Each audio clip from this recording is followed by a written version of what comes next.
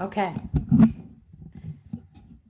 So Rob and I are both going to reflect a little bit on this passage with you today. And this story that we hear this morning, we might think that we've got the right answer to Jesus' question to the disciples in this passage. Because after all, spoiler alert, we know what comes next. We know what happens. We know, as Megan said in her time with our young people and all of us, that Jesus was about to enter into Jerusalem, where he would be arrested, tried, convicted, and crucified on a cross. All because he refused to say that he was not the Messiah. We know that he died on that cross and that after 3 days in the tomb, he was raised again to new life for all of us. We know what comes next, having the advantage of 2,000 plus years of history since this moment. But when Jesus asked his disciples, "Who do people say that I am?" he was asking them what others were saying about him. And they replied, "Some say John the Baptist, others Elijah, still others Jeremiah or one of the prophets." There was much speculation about who Jesus of Nazareth was, both in biblical times and in the present day. But what Jesus really wanted to know was what the disciples themselves said about him. So he asked, "But who do you say that I am?" Peter, ever the eager one, immediately responds, "You are the Messiah, the child of the living God." In naming him the Messiah, Christ, Peter professes that Jesus is the fulfillment of the Hebrew scriptures which prophesy the one who is to come as the Savior and liberator of the people of Israel. Words matter. How we talk about Jesus and who he is for us today matters. There is so much competing for our attention, trying to distract us from what is truly important. It's essential that we are mindful of the words that we use, both in speaking about our faith and in speaking about others. Is it life-giving and is it liberating? This question recently came up in a session retreat with Burlington Presbyterian. One of our elders shared that question had guided discernment in a previous congregation to which she belonged. And it has stuck with me these past few weeks as we look at the dire circumstances facing so many people in our world today and ask ourselves how we can respond as people of faith, as people who believe in the one who came to set us all free. Is it life-giving? Does it give you energy, hope, joy? And is it liberating? Does it set you free to love God and to love your neighbor as yourself? For Peter's profession of faith, Jesus gives him a new name. From Simon, he calls him Peter, the rock on which I will build my church. Yet even Peter falters and fails to stand by Jesus in critical moments in his life.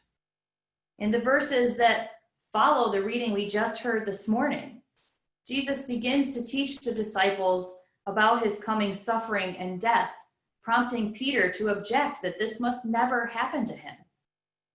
Jesus, who just moments ago had praised Peter, then harshly rebukes him, saying, "Get behind me, Satan. You are a stumbling block to me."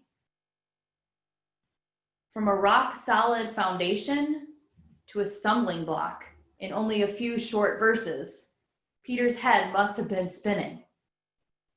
But I think we can also find reassurance in that even though Peter was fallible and human, he made mistakes just like us, he still became one of the greatest evangelists for Christ in the world. Along with Paul and the other early disciples, Peter helped spread the message about who Jesus is throughout the ancient Near East and sparked the flame of faith in our ancestors, continuing on throughout generations. How we talk about Jesus matters.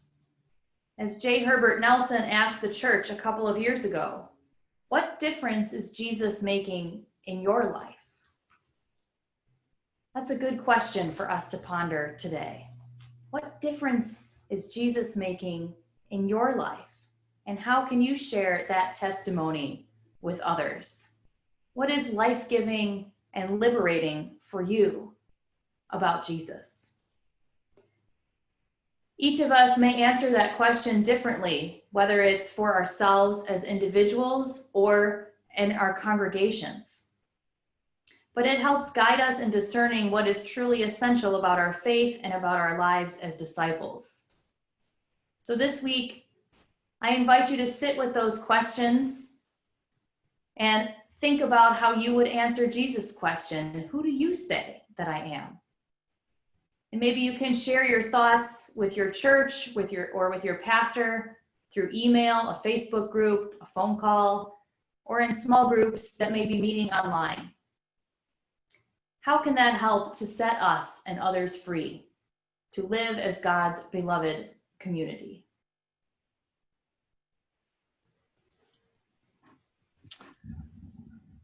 Who do you say that I am? Is the question we've been invited to ponder. Thank you, Reverend Trina. One that we'll carry with us this week, the rest of this day. But emphasis here makes all the difference.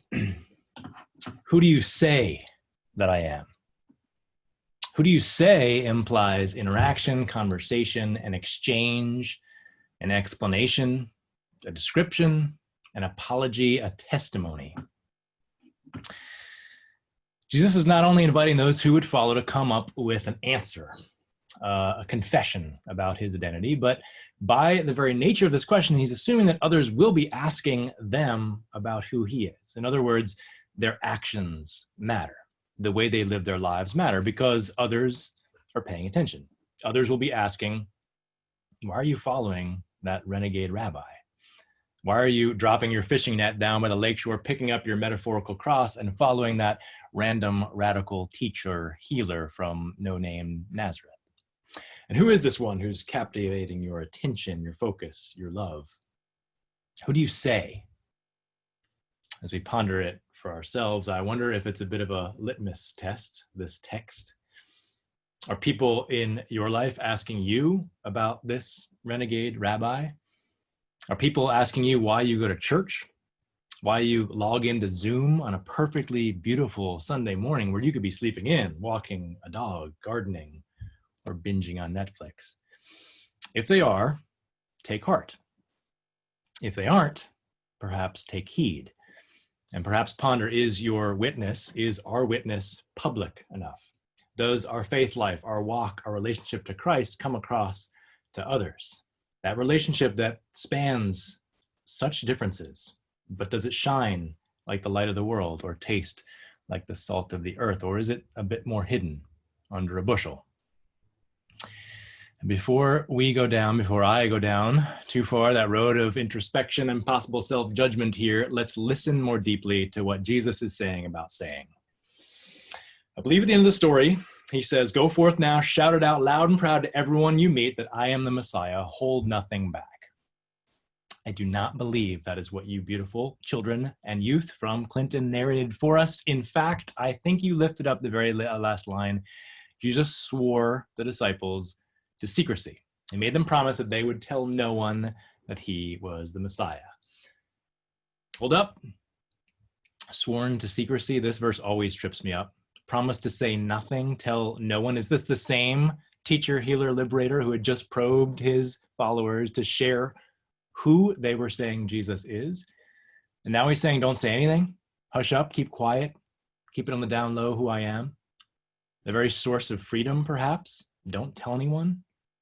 Jesus, on some level, this is cruel. If you are indeed the source of freedom and liberation for all, you're now telling others not to tell others.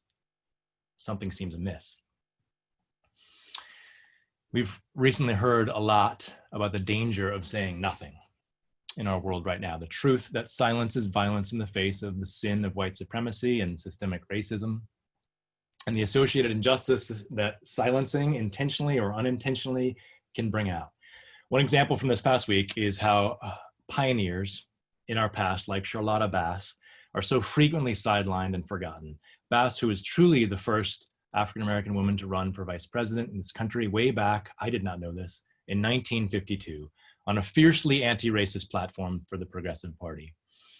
Thankfully, the current first Black woman to run for a majorly recognized party for vice president in our country, Kamala Harris, in her acceptance speech for that nomination just this past week, lifted up who she is standing upon the shoulders of Fannie Lou Hamer to Diane Nash, those who trailblazed the way before her. She did not remain silent. She did not silence those whose voices need to be heard.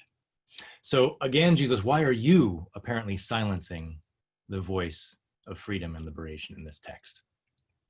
One possible explanation is that Jesus is trying to keep his friends safe. We recall that our gospel story this morning takes place in Caesarea Philippi, that place built by Caesar, the one who was known publicly, at least claimed himself that he was the Messiah, the anointed one of God, the Christ. And in confessing Jesus as Messiah, therefore, the disciples were clashing directly with the state. And the stakes were high. Public declarations have real-world political ramifications, for Messiah naming would be named as high treason. So perhaps Jesus here is trying to save his friends from the sting of the Roman Empire. But thanks be to God, it's a lot different for most of us now who follow at 2 millennia of distance from this time. The majority of us, public self-identification as a Christian is not considered a treason, although perhaps it should be. For taken at its core, Christianity should stand in profound contrast to what we see too often lifted in the current American imperial state, a power that seems all too fixated on greed, wealth, and lies, lifting economy over community, even in the face of a pandemic. But for the most part, our words about Jesus don't get us into trouble with the powers and principalities. However, our actions might. And perhaps this comes as a second litmus test for us. Do our actions reflect our Christ-centered values? Do our actions, not just our comments of self-righteous indignation, stand in contrast to the values we so often lament in our wider society, tainted values that denigrate all too many marginalized communities who are beloved in God's sight? If not, we might take a cue from the late, great Reverend Rep. John Lewis and ponder what actions we might take as we seek to follow the great liberating living Christ that might land us in some good trouble. What ways might we walk the talk, protest and pray, witness and work in public, and speak more powerfully than our words or confessions? How might we live more powerfully into that misquoted attribution to St. Francis of preaching the gospel at all times and, if necessary, using words? Francis, by the way, actually said, "It is no use walking anywhere to preach unless our walking is our preaching." The point here is that our very lives should be a witness.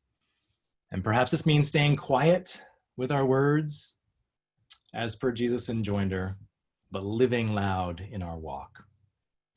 Of course, we're always to be ready and prepared to give an answer for anyone who asks for the reason for the hope that we have, and to do so with gentleness and respect, as 1 Peter reminds us. And in our hurting, divided landscape right now in this country, we need a lot more gentleness and respect. And I would challenge us as people who seek after actively, we may not have all the answers of who Jesus is, but as we actively seek after this renegade, beloved rabbi named Jesus, that we would act and speak with silence at times and with loud volume at times, but always with gentleness and respect. For some of us, it may mean quieting down, for others speaking up, but for all of us, I would encourage us that this text is calling us to rise up into our true identity as children of God, of the living God who wants us to break free. Who do you say that I am? Who do you say that I am? You who say, you who live out, you who walk the talk of Christ the Liberator, from Burlington to Clinton to Boston and beyond. To you I give the keys of the kingdom. The barriers between heaven and earth will fall away, for in my love, as it is in heaven, so shall it be on earth. Amen. could invite Kirsten Tate